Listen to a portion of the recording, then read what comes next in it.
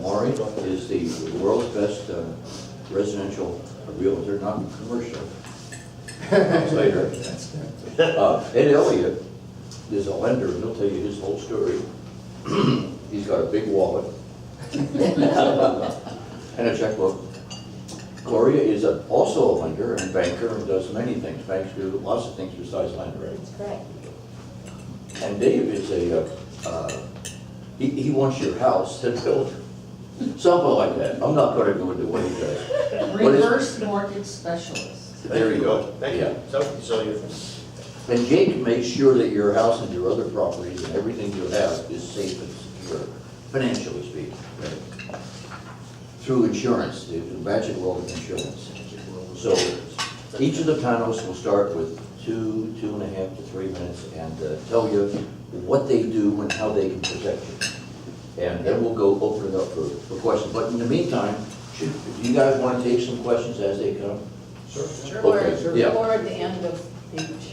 Or at the end of each individual. Yeah, rather than hold them off, because I think that's a good idea. Go ahead, Maureen. Okay. So the first thing off is real estate. What I love about real estate is that it involves the financing side and the structure side and insurance. So, and titles.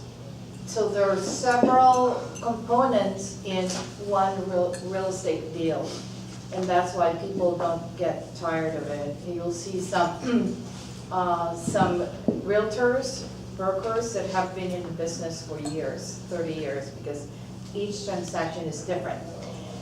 In any event, I'd like to say what the median sold price was in November 2014. December figures are not out yet.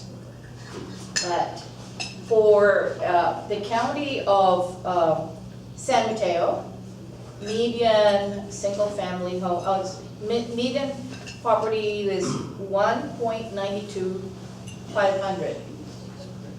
In San Francisco, it's 956,320, and in Santa Clara County, where you have Palo Alto and Los Altos, it's 850,000.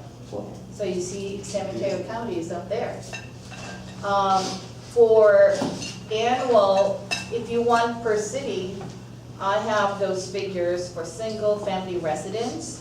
So for city of San Mateo, median sales was 1.44500. For Hillsborough, it was 3 million. This is for the year of 2014. What other cities here? Foster City, 1.350. And Atherton just was 4.250. So that's for San Mateo County. Now, what are the 5 biggest threats to the housing market for 2015? Question. So that's the title of it. Okay. So the 5 biggest threats are the big investors are cashing out. So after the market of practically no inventory or all bidding, the big investors are cashing out because they see that prices are going up, and they've already rented out their properties, and some of them want to just, sell it off. The second would be foreign buyers, okay, are stop buying. The Europeans and the Russians, because of their economy. There are still some Chinese buyers, but not as strong as a few months ago. Then the third threat to the housing market is incomes fail to keep up with the home prices. If you see here in our area, if you're working, the numbers don't add up, okay? I mean, the owners aren't making enough money to keep that They pay 3 million, but. Right, or for the house, for Yeah. buying homes, for Right. example, as well, right? Okay. And then number 4 is, two more. Number 4 is lenders are too skittish in lending, and young millennials that are supposedly the new buyers these days, they don't have enough credit history, and people who lost their homes don't have big down payments. And then the last is Federal Reserve may just increase the interest rates. Okay. Moving on to Ed, so everybody can get in. Ed Elliott. Actually, we can do that at the end. Unless someone has their hand up, let's go ahead. Yeah. Okay. My name's Edwin Elliott. I'm the Senior Loan Officer at Baymark Financial. This is a brochure we have. If anyone's interested, please feel free to take one. We're a privately owned boutique financing group. We don't advertise. We're right across from Burrell Bank. We've been there 39 years. We're on the ground floor, and we have 177 Bobay Road. we have a private clientele. We're Hillsborough-based, Burlingame-based, private financier family, and we have probably 250 investors, probably in excess of 80 million that we have. We specialize in, we've been in business quite a while. I've been at the group, I started the company with the family. So we're real estate brokers acting as lenders. We specialize in short-term investments on local real estate in better Bay Area zip codes within 2-hour drive. We do loans to 4 million. We basically, our clientele are a lot of local business people, pension trustees. We have large investors, small investors. Anyway, what we do is we lend to people in the spot money markets. We do loans that banks don't do. We specialize, we're controlled by ERISA and the Department of Real Estate, so we're not FDIC regulated, so our underwriting is different. We're more asset-based than income-based, although under NMLS, on 1 to 4 owner-occupied, we do, which we don't do. We only do investment in commercial properties. A lot of renovation loans and construction loans for developers. We sometimes partner with them and we'll be their backroom financing agent on spec homes in Hillsborough here, Noe Valley, Mill Valley. So that's my job, is to negotiate the loans, get the investments, help underwrite the transactions. That's my job. I didn't want to mention, it's only first trustees, right? Only first trustees to about 50 to 65, 64% own the value of the finished product. And generally, they're all in high demand marketplaces, San Francisco. Their yields right now are about 9% per annum. This is for the investor. For the investor, and they're usually investments under 2.5 years. So we invest primarily, if you drew a straight line from Sonoma right down to San Jose, that's pretty much where we're putting most of our funds. And there's pretty good demand in these markets, with the way the real estate markets are. The term of those loans. 1 to 2.5 years, 3 years. Pretty good money. We used to do owner-occupied loans, but under the new Dodd-Frank laws, we've been kind of excluded from that, and so they're too difficult to do for us. The banks tend to do those. Ed, quick question, what multiples of money do you invest? Do you have to have a minimum, like a 50,000, 100,000, a million, what is it? Well, we handle, I mean, depending on the client's needs, it's usually a diversification for larger investors. A portion, usually 25 would be the minimum. The maximum, well, we had a guy come in with 100 million, we took 5 million, and spread it into 50 loans over a period of a year. So when the small investor, say the $25,000 investor comes in, he would be in a basket with somebody else, with a bunch of other people? Yeah, we might, like, there's a loan right across the road here, we did at 3.5 million, and I think we put 30 investors in there. And So spread the risk, yeah. Why would you only take 5 million?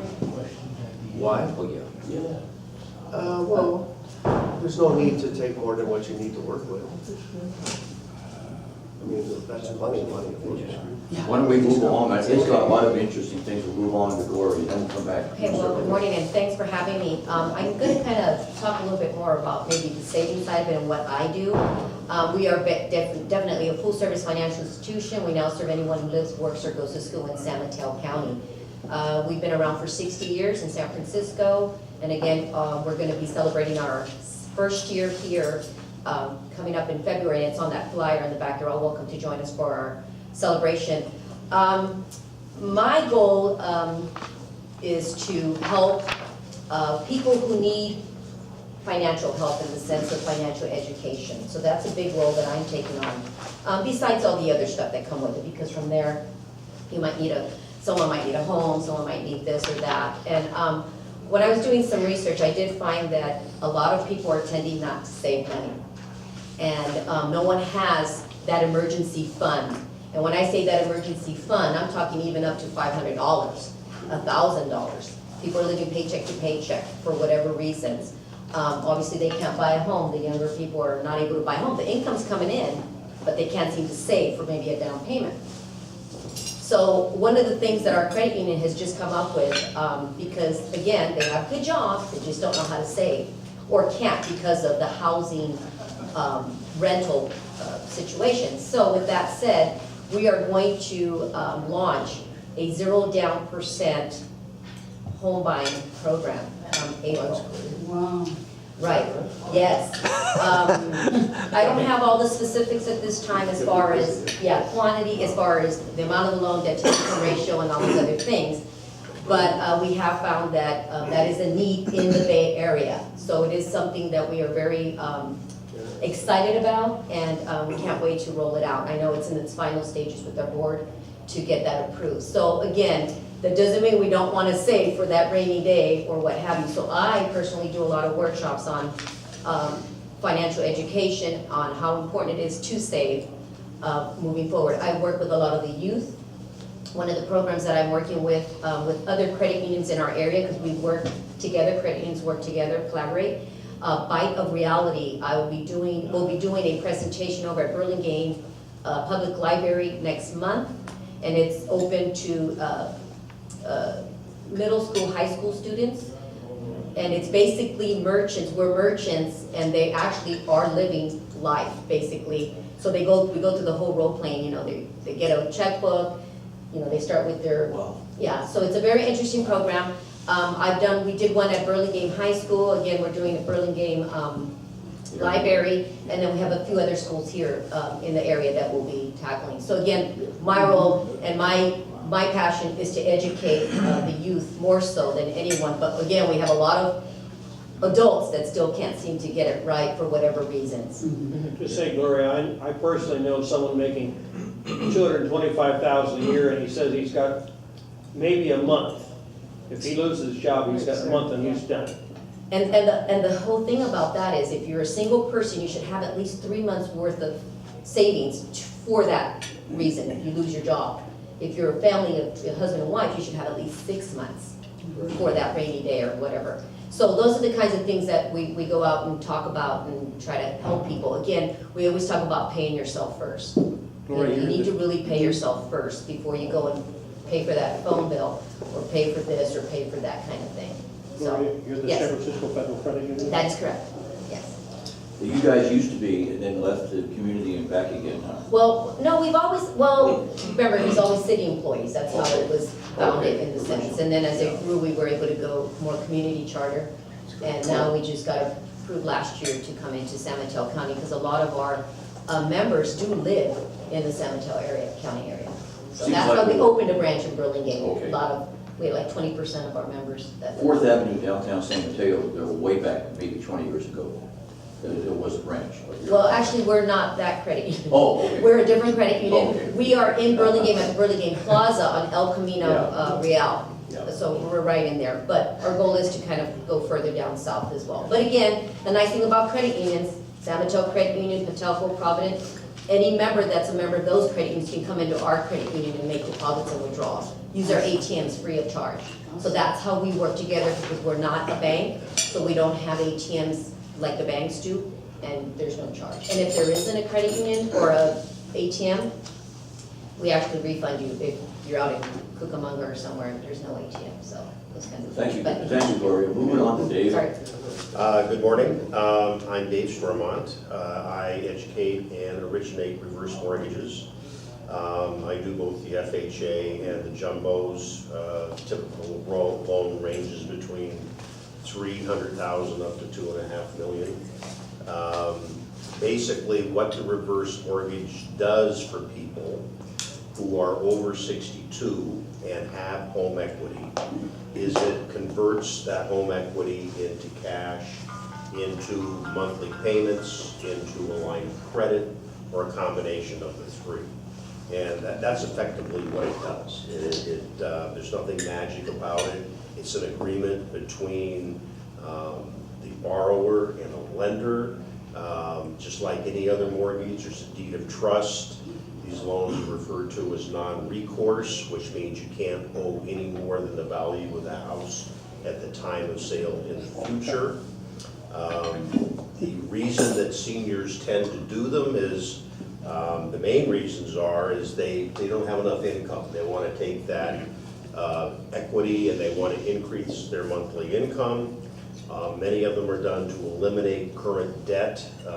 I find that a lot of seniors have $200,000–300,000 loans on their houses that they can't afford to pay anymore, and so they'll refinance into reverse mortgage because they don't have to make a monthly payment. It's not required. They use it for home renovations. I also work with people to use a reverse mortgage as a vehicle, using a line of credit to build emergency funds, as you were talking about, or long-term care funds. People don't realize that a line of credit has a growth component to it, so if you put $300,000 into a line of credit and a reverse mortgage, 10 years later you could have close to $500,000. 20 years later you could have $700,000–800,000, and that's guaranteed. It's by contract, and the whole idea is that if you do a reverse mortgage in your mid-60s, when you're likely to need the money, which is in your 80s, it's there. And the great thing is, if you never use it, it goes back to the heirs. The line of credit is a fantastic product. There are both fixed and adjustable loans. Interest rates range from a current rate of around 4% up to as high as 7% on the jumbos. Closing costs can range anywhere from $0 to $25,000. Those fees are paid out of equity. I do have people who have actually paid cash for the closing costs, but typically it's that way. That's, as you can imagine, soup to nuts. The zero ones, the zero cost ones, typically are where we're paying off very large loans, and the amount of money that the lenders make off of these loans is just staggering. It's unbelievable. And the terms of this are that it's the responsibility of the borrower to pay their taxes, pay their homeowner's insurance, occupy the home most of the year, and maintain it. So, you know, you hear a lot of stories about people losing their houses to reverse mortgages, and the usual reason is they violated one of those terms. They failed to occupy the property for any number of reasons. They're no longer paying the property taxes or homeowner's insurance, or they let the house go to hell. Let's move on to Jake a little bit. We do need to circle back and back. One more thing, I just want to add this. When I work with people, my goal is to make sure that they understand what they're doing and that we make whatever we do last for the rest of their life. I don't do loans just unless I have to, as a patch. So, my good friend Jake. Nice to meet you, sir. Jay Persalian, of course, I know everybody here, but I'm a captive agent with State Farm. And I, like the panel, also educate the customers, whether it's a State Farm client or non-State Farm. My experience the past 15 years, I know the industry, I know every policy. I read through it, I review it, whether it's a State Farm or not State Farm. I help people protect the property, their liability, whether it's a lawsuit, and their income, whether it's an illness or a death in the family, things like that. But education, I think, is the key. People knowing what to do is the key, and having good resources is the key.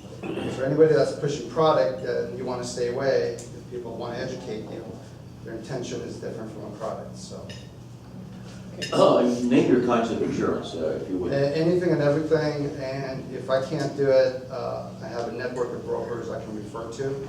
Through the years, I've built a network. The Jim has an announcement. I have an announcement. As president of the organization, I have decided and asked Ken's permission. Our time is up for today, and we've just gotten started. We're going to continue this next week, if you don't mind. We haven't been able to ask any good questions, but we have to close at 8:27. And next week, we're going to start early and give more time, because each one of you, I have questions.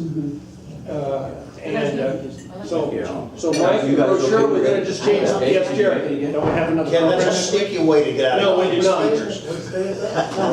Nice job. That was it, he did that for me. Did you? Okay, now, I have to close the meeting. Stay where you are, please. Yeah, and we can stay over, anybody We can wants to stay over, and there is a board meeting afterward. But there's a board meeting out. Next week, And- please come. Again. This would be a wonderful time for you to invite a friend who needs to know what's going on in the world. This is the group that could do it. Okay, and maybe we'll even have a treasurer next week. Thank you very much. Yeah, very good.